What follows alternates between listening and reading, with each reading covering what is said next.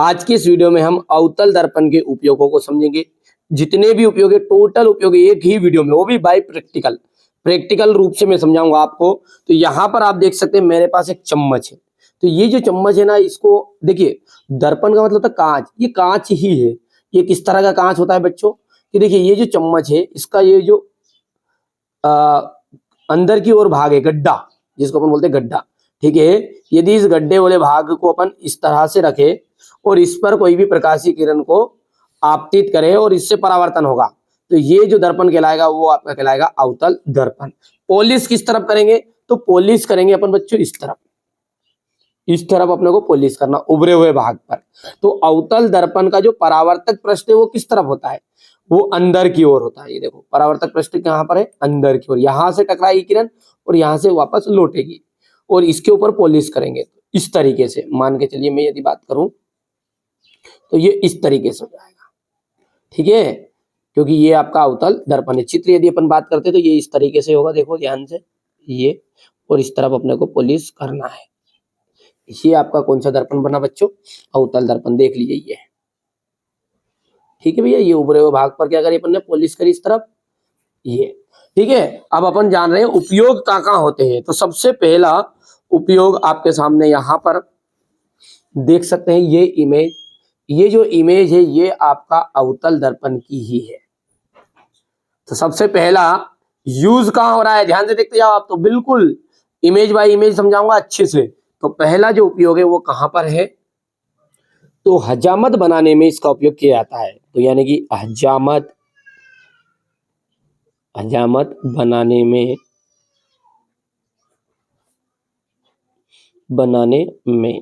Bracket में आप लिख सकते हैं शेविंग मिरर, ठीक है।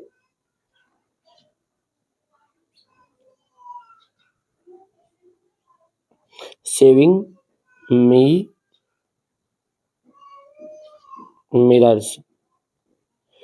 मिरर्स बनाने में इसका उपयोग किया, मतलब जो दाढ़ी बनाने में इसका उपयोग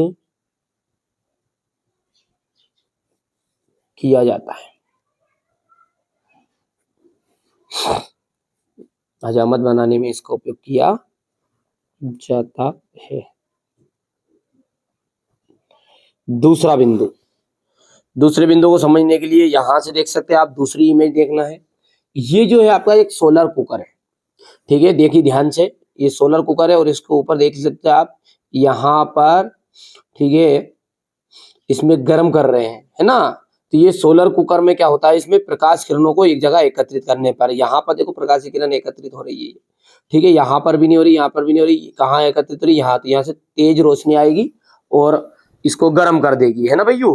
तो अपन कह सकते हैं दूसरा बिंदु कि सोलर जो भट्टियां है उनमें प्रकाश किरणों को एकत्रित करने में, सोलर, आराम से शांति से देखना पड़ेगा, है ना, भट्टियों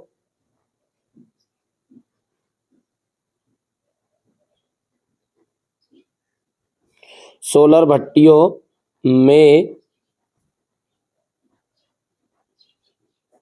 प्रकाश किरणों को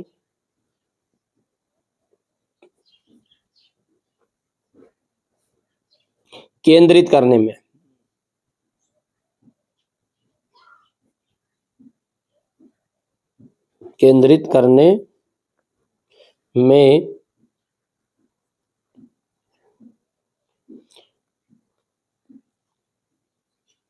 अवतल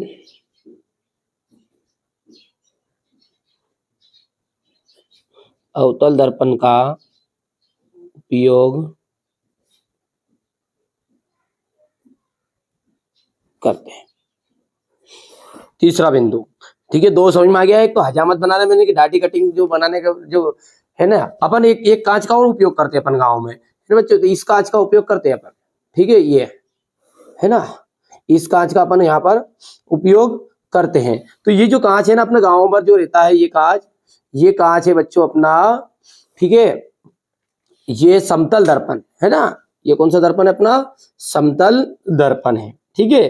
पर लेकिन ये जो हजामत के लिए, शेविंग के लिए जो छोटे छोटे बाल होते हैं ना, उनको बड़ा करने के लिए, जो कि अवतल दर्पण पर बना प्रतिबिंब कैसा होता है? बड़ा होता है ना, ठीक है बच्चों। तो ये चीज समझ में आ गई। सोलर भट्टियों में भी आ गया, तीसरा जो है, यहां से आप देख सकते हैं, तीसरा जो है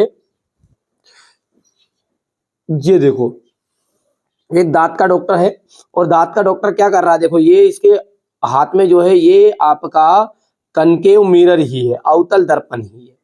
तो ये क्या कर रहा है, छोटी छोटी जो अपने दांत है, कान है, नाक है, उसके अंदर जो छोटी छोटी चीजें है अपनी, ठीक है, तो कोई सी भी दिक्कत रहती है, जैसे टाका लगा रहा है यहाँ पर, देखिए दांत को, देखिए ये व्यवस्थित कर रहा है, दांत थोड़े से आड़े तिरछे दे दो, तो इसके लिए किसका यूज कर रहे हैं, ये जो दर्पण में ये इमेज देख रहा है डॉक्टर, ठीक है, इसी को अपन कहते हैं, ये देख सकते हैं अपन, देखो ये क्या है आपका, ये है आपका अवतल दर्पण। तो अपन तीसरा बिंदु कह सकते हैं आराम से कि नाक, कान, ठीक है, गला, दांत, आंख के जो डॉक्टर है इसका उपयोग करते हैं, ठीक है। देखिए आराम से शांति से सीखना पड़ेगा बच्चों ना, नाक, कान, गला, दांत एवं आंख का परीक्षण करने के लिए, परीक्षण करने के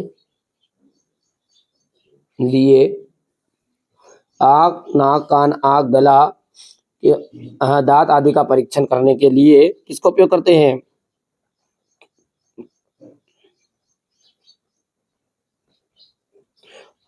परीक्षण करने के लिए डॉक्टर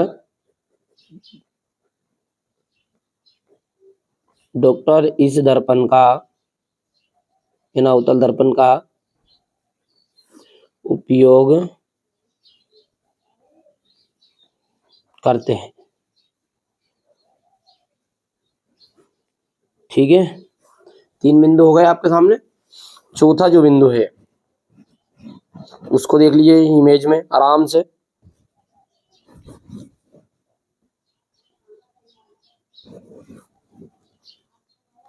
ये आपके सामने है, देख सकते हैं आप, ये गाड़ी की हेडलाइट है आपकी, है ना, ये हेडलाइट, ये एक तरफ की, इसको ऐसे समझने के लिए इसको देखो यहाँ पर, ये जो हेडलाइट है ये, इसको बोलते हैं अग्रदीप, है ना। ये जो हेडलाइट है इसके लिए ये किसमें उपयोग कर रहा है, इसमें जो कांच है वो आपका अवतल कांच है, यानी अवतल दर्पण है। तो गाड़ी की जो हेडलाइट है उसमें भी अवतल दर्पण का उपयोग किया जाता है।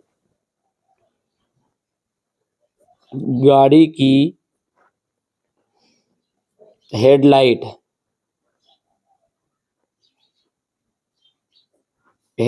में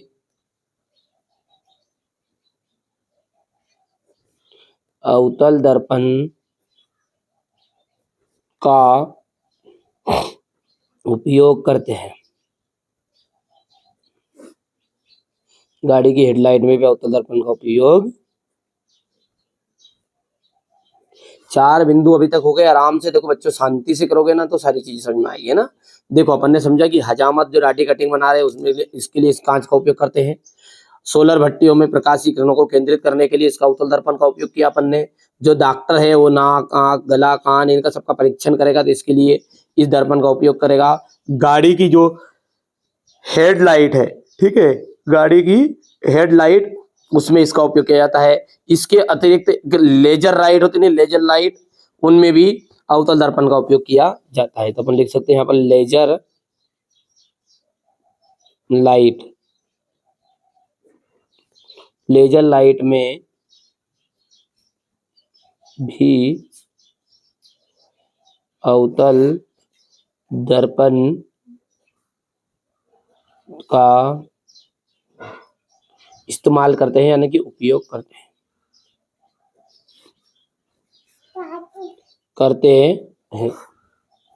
ठीक है। इसके बाद में एक और है जो परावर्तक दूरबीन होता है। परावर्तक दूरबीन कैसे होता है, ये यहाँ पर देखिए आप, ये तो हो गया अपना, ये यहाँ से, ये है आपका परावर्तक दूरबीन, ठीक है। इस परावर्तक दूरबीन में जो कांच है वो कांच किस कौन सा है आपका, अवतल दर्पण ही है, ठीक है। थोड़ा सा और अपन रिसर्च कर लेना आप अच्छे से परावर्तक दूरबीन के बारे में। तो परावर्तक जो दूरबीन होता है उसमें भी अवतल दर्पण का उपयोग करते हैं। तो परावर्तक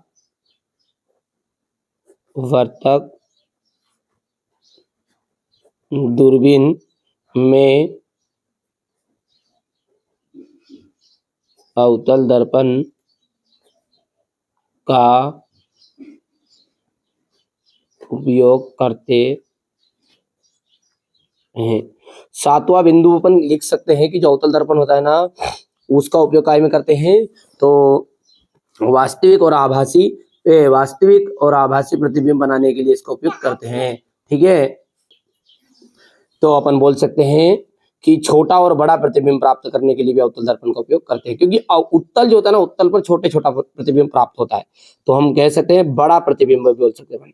बड़ा प्रतिबिंब प्राप्त करने के लिए अवतल दर्पण का उपयोग करते हैं। ठीक है बच्चों, मेरे को जितनी जानकारी थी उतनी जानकारी मैंने आपको बताने का प्रयास किया है। इसके अलावा भी और भी उपयोग है, ऐसा नहीं है। ठीक है, आप आराम से कर सकते हैं, इतना ही अपन काफ़ी है अपने लिए। ठीक है, अपना क्लास 10th के सिलेबस में ये है, और क्लास 10th का जो सिलेबस आपका चैप्टर 9 है, प्रकाश, परावर्तन तथा अपवर्तन, उससे ये बहुत ही महत्वपूर्ण प्रश्न मैंने आपको बताया है। बढ़िया से आप कंप्लीट कर लीजिएगा। उत्तल दर्पण के उपयोग नहीं देखे, समतल के नहीं देखे तो देख लेना है। डिस्क्रिप्शन में लिंक दे दूंगा, प्लेलिस्ट मैंने सेपरेट बना दी है, जिसकी लिंक मैं इसी वीडियो की डिस्क्रिप्शन में भी रख दूंगा। आप आराम से तैयारी करिए, अच्छे से तैयारी करिए। तो मिलते हैं अगले वीडियो में।